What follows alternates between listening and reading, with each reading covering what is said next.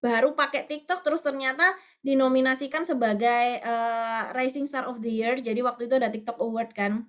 Terus saya juga, syukurlah saya tuh menang dalam kategori Rising Star of the Year. Jadi karena waktu itu saya dinominasikan 2 kategori ya. Jadi satu kategori itu Rising Star of the Year, sama satunya itu kategori Best Learning and Education.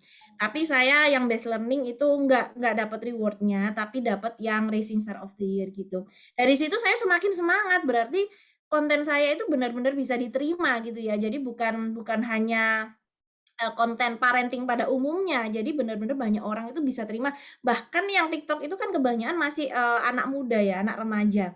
Bahkan yang anak remaja aja Masnya bisa mencerna konten saya, bisa menerima konten saya, seperti itu. Jadi memang konsepnya sih di sini tuh saya memang membuat konten yang tidak hanya teori, tapi saya menyederhanakan itu dan kalau bisa langsung ke prakteknya. Jadi kan setiap hari saya daily life saya dengan anak saya kalau ada kejadian apapun juga, saya buat konten. Karena apa? Ini loh saya lagi share, cara saya menghadapi anak saya, cara saya menghandle anak saya. Siapa tahu banyak dari orang tua di luar sana yang juga terbantu dengan cara yang seperti ini, gitu. Berarti Kak Rensya ini tidak apa namanya, memiliki pendidikan khusus untuk parenting gitu ya? Enggak, jadi sebenarnya gini, saya itu lulusannya bisnis. Heeh. Karena memang dulu kayak tuntutan dari orang tua, saya harus masuk ke bisnis gitu ya. Sedangkan Oke. dari dulu sebenarnya saya sangat suka psikologi.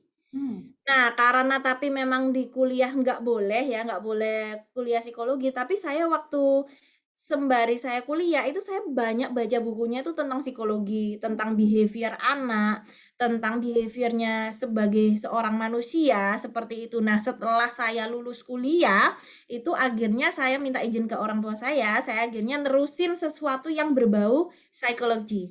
Jadi saya belajar tentang behavior analysis, saya belajar tentang fingerprint, saya juga belajar tentang bagaimana cara anak berpikir, tentang otak, tentang kayak segala sesuatunya tentang psikologi. Nah, dari situ juga saya ngambil sertifikat-sertifikat. Nah, akhirnya dari situ saya bisa menjadi, konselor anak itu sebelum saya, menikah malahan.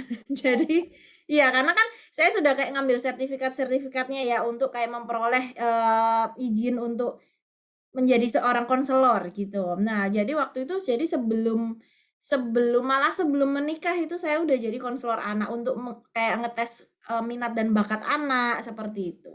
Oke, dari berbagai macam bidang di psikologi, kenapa milihnya anak? Sebenarnya saya dulu suka tentang manusia, jadi suka tentang orang. Cuman karena waktu itu jadi saya dulu pernah coba untuk, sharing-sharing tentang pernikahan gitu ya. Ternyata sembari ke sini itu saya semakin tahu, kalau misalnya orang sebagai mama kalau misalnya sudah punya anak, biasanya otak ini sudah nggak fokus lagi di yang namanya suami, nggak fokus lagi di mana urusan diri sendiri, yang difokusin tuh apa, anak. Dan biasanya ini pengalaman banyak sekali orang tua, mereka itu belum tahu harus ngapain sampai mereka itu punya anak. Jadi belum pernah mempersiapkan dulu, apa Mmm. saja yang harus dilakukan kalau misalnya menghadapi anak seperti ini.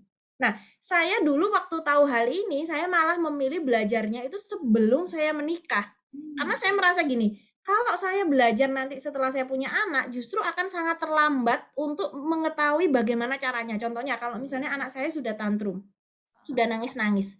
Kalau saya nggak pernah tahu gitu ya, saya akan susah ngadepin. Padahal justru yang pertama kali ini, apa yang kita lakukan pertama kali ke anak, inilah yang sebenarnya menjadi penentu.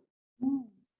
Nah, mungkin gini, kalau misalnya kita sudah melakukan kesalahan gitu ya, mungkin kita bisa rubah pelan-pelan. Tapi sebenarnya kalau dari awal kita sudah tahu bagaimana cara handle-nya, itu kan alangkah lebih baik. Tapi banyak sekali orang tua yang, ya mereka kalau menikah, I'm sorry to say, mereka hanya mempersiapkan pernikahannya aja. Yes.